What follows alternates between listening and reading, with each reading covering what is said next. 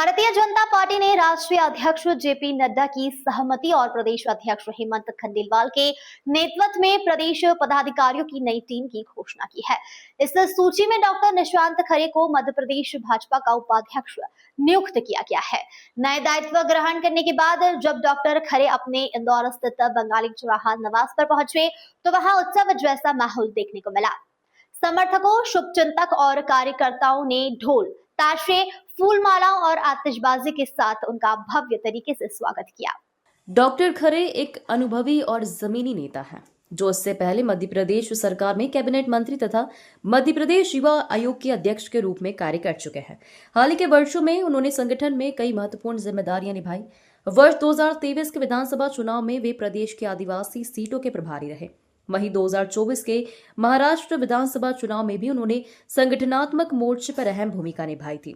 Party संगठन में आदिवासी बहुल्य क्षेत्रों में भाजपा की पकड़ मजबूत करने में उनके योगदान को व्यापक रूप से सराहा गया है।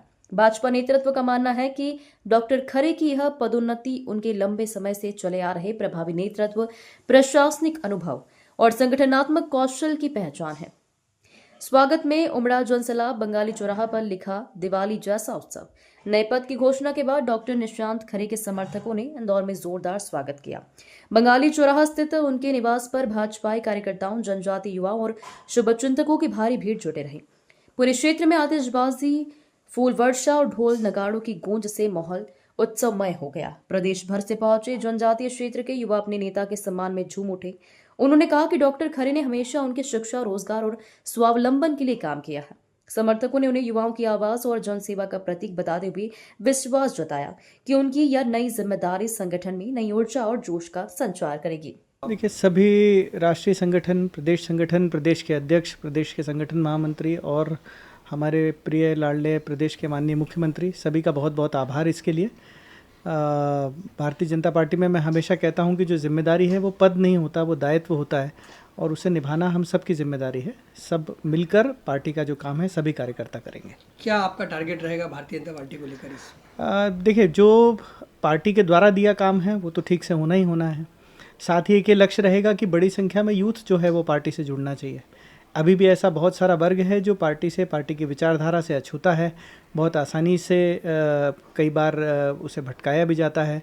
तो ऐसा सारा वर्ग बड़ी से बड़ी संख्या में पार्टी से जुड़े, विचारधारा में जुड़े, कार्यकर्ताओं को बल मिले और हम सब मिलकर राष्ट्र निर्माण का काम कर सकें, इसके लिए चिंता करें। खेल गतिविधियों को भी लगातार आप आगे बढ़ाते रहें, क्या कहना चाहेंगे इसके लिए? देखिए, युवाओं में खेल उन्हें जोड़ने का भी एक बहुत अच्छा माध्यम है और हम इतनी बुराइयों की चर्चा करते हैं, नशा और अन्य प्रकार की चीज़ें, लेकिन खेल एक ऐसी चीज़ है जो भावना भी पैदा करती है, कॉम्पिटिटिवनेस भी पैदा करती है, साथ खेलना भी सिखाती है और इन बुराइयों से भी दूर रखती है।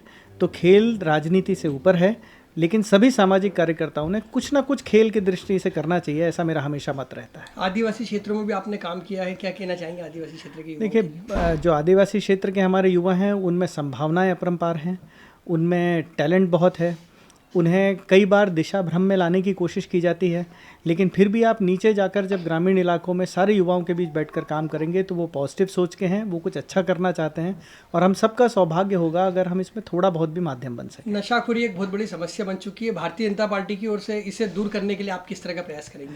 देखिए, अभी जैसे हमने सेवा पखवाड़ा जो मनाया उसमें भी नशे को लेकर जागरण के कई जगहों पर कार्यक्रम थे। बार बार हम इस चीज़ को लेकर समाज के बीच नीचे जाते ही रहें।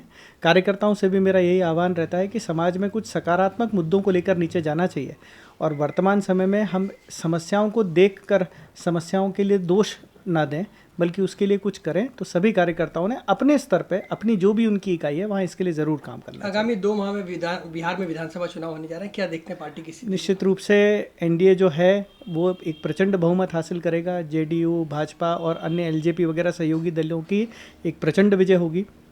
ये जितनी सोशल मीडिया की राजनीति कांग्रेस और आरजेडी और अन्य लोग कर रहे हैं, इसे मुंह की ही खानी पड़ेगी। कांग्रेस ने भी आरजेडी को पूरा समर्थन देते हुए तेजस्वी यादव को मुख्यमंत्री पद का अपना उम्मीदवार घोषित किया, क्या लगता है इसमें? देखिए, वो किसी को भी मुख्यमंत्री पद का उम्मीदवार घोषित कर दें, ये उनकी अपनी सोच है। जनता का झुकाव सीधा सीधा जनता की आस्था प्रधानमंत्री जी के नेतृत्व में, भाजपा की नीतियों में, संगठन के कार्यकर्ताओं पर है। नीतीश जी का लंबे समय का वहाँ शासन रहा है और उन पर एक भी आरोप आज तक इतने समय में नहीं लगा। मुझे लगता है बिहार में इतनी ईमानदार छवि का नेता कोई दूसरा नहीं रहा होगा।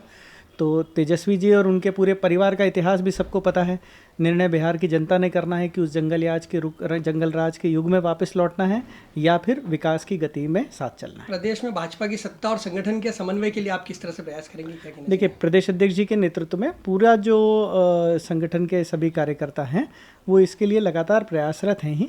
नई टीम है, हमेशा जब कोई नई चीज़ें होती हैं तो जो एडजस्टमेंट के लिए जो भी प्रोसीजर करना पड़ता है वो प्रदेश अध्यक्ष जी और उनके और सभी वरिष्ठ जो हैं वो हम सबको गाइड करके करेंगे।